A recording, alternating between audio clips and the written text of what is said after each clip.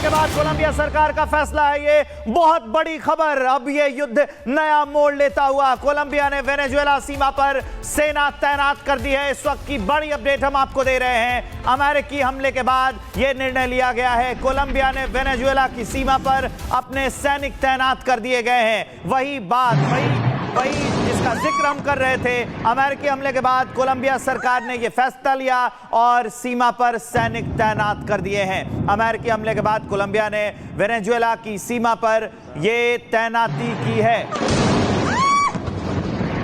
एक और बड़ी खबर आने वाली है।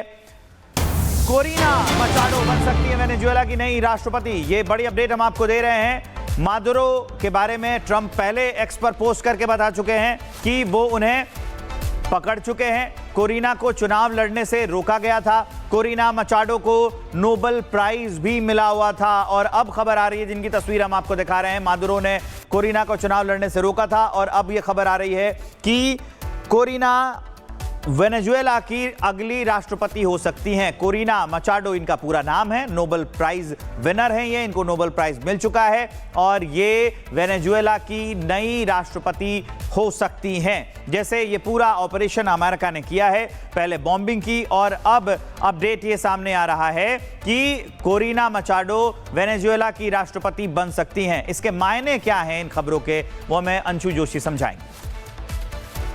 मैं लगातार विवेक इसी बात को आपको बता रही थी। कोरिना मरिया मचाडो का मैं नाम भी ले रही थी कि नोबेल लॉरेट है, इस बार का शांति पुरस्कार उनको मिला है। और किस लिए शांति पुरस्कार मिला है? वो लगातार वेनेजुएला में मादुरो गवर्नमेंट के करप्शन के और ये तमाम जो ड्रग कार्टल्स को लेकर एक्टिविटीज चलती हैं उसके अगेंस्ट काम करती आई हैं। वो एक एक्टिविस्ट रही हैं, नेता प्रतिपक्ष थी और लगातार वो लोकतंत्र की बहाली के स्वर वेनेजुएला में मुखर करती रही है। उनको लोगों का अच्छा समर्थन प्राप्त है, लेकिन उनको चुनाव लड़ने नहीं दिया गया था।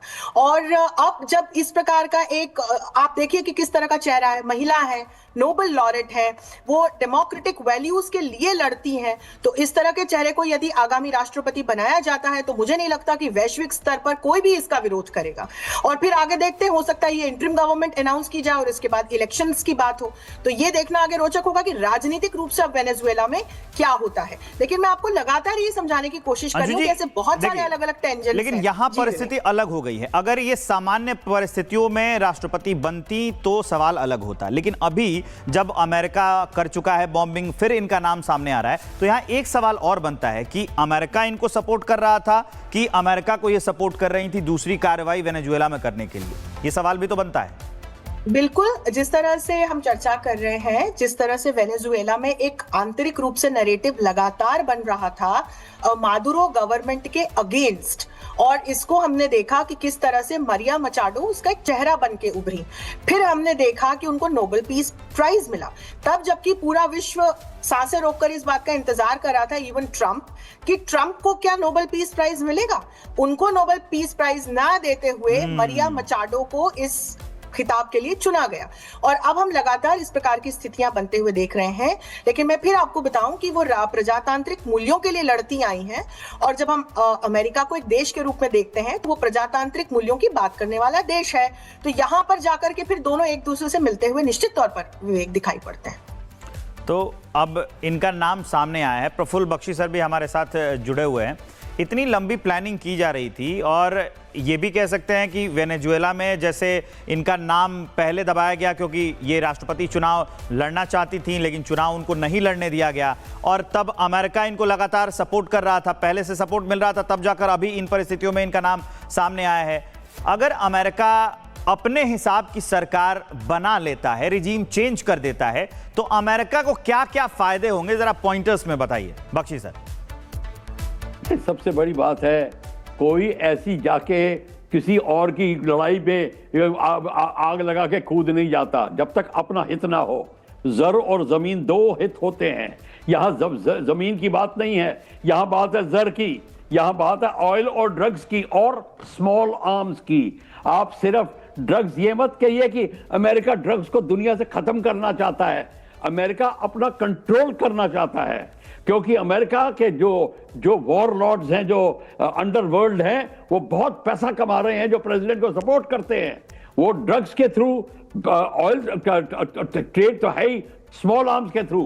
पर इन एरिया में कंट्रोल चाहिए तो प्रेसिडेंट या प्राइम मिनिस्टर जो भी होते हैं वो आपके फ्रेंडली होने चाहिए, जो लोकल बिजनेस को कंट्रोल कर रहे हो, लोकल वॉरलॉर्ड्स को कंट्रोल कर रहे हो, लोकल ट्राइबल लीडर्स को कंट्रोल कर रहे हो।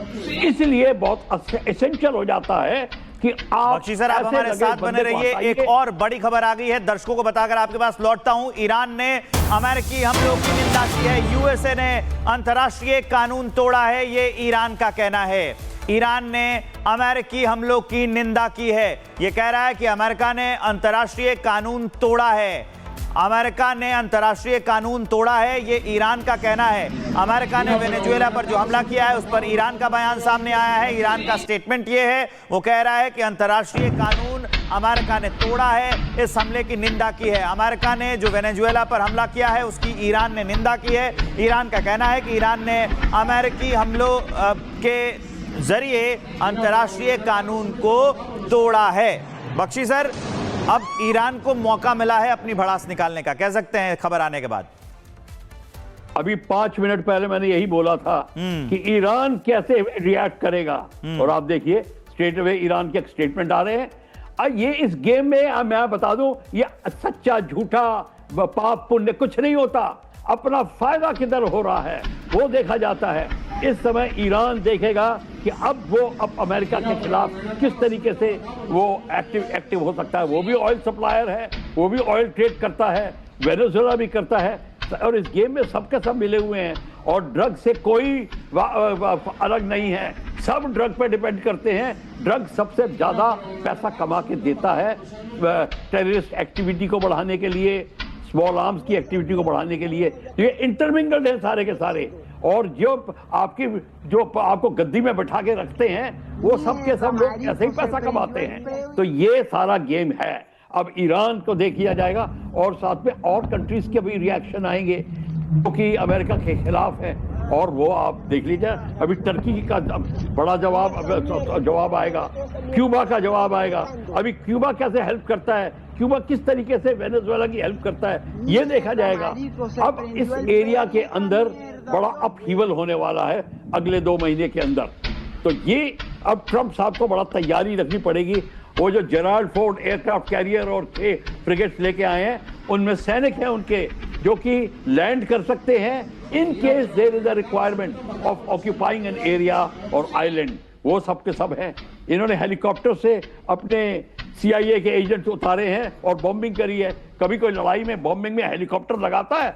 ये तो एब्सोल्युटली, और बड़ी अजीब बात है इस सारी की स्टोरी के अंदर, सुबह से बैठे हुए हैं, वेनेजुएलन एयर डिफेंस का कोई नाम ही नहीं आया, कोई मिसाइल नहीं छोड़ी, कोई रॉकेट नहीं, कोई फाइटर एयरक्राफ्ट रिटेलिएट करने की अभी तक कोई खबर सामने नहीं आई है। इसका मतलब इंटरनल मिला हुआ था मामला, कोई एयर डिफेंस नहीं का नाम ही नहीं आया।